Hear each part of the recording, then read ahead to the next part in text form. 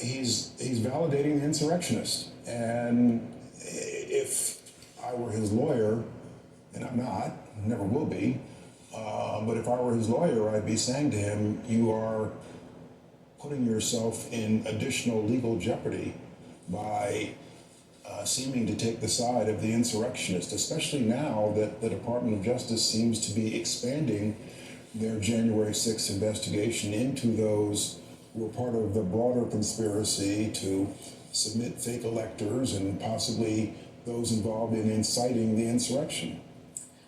Let's talk about Mar-a-Lago and the search and what the search produced and the indications from the Justice Department that they may not even have it all yet.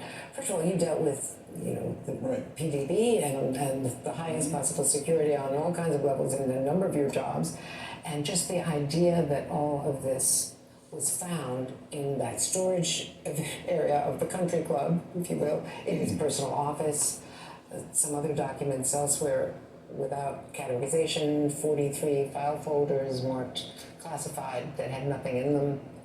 We don't know what was in them and where that is. Just the way everything was held, and held in the private residence and country club. Well, two thoughts. One, when I look at this photograph of these cover sheets, if you're in national security, you acquaint those cover sheets with things you see in a SCIF, a highly secure room with no windows, no cameras, no telephones except for a secure phone. And to see them strewn about in a country club, it sort of defies belief for those of us who've had to handle those things. I think there is a legitimate question about whether or not the FBI finally now has it all. Who's to say that President Trump didn't give some of it away in the course of holding on to it at Mar-a-Lago for the last year and a half?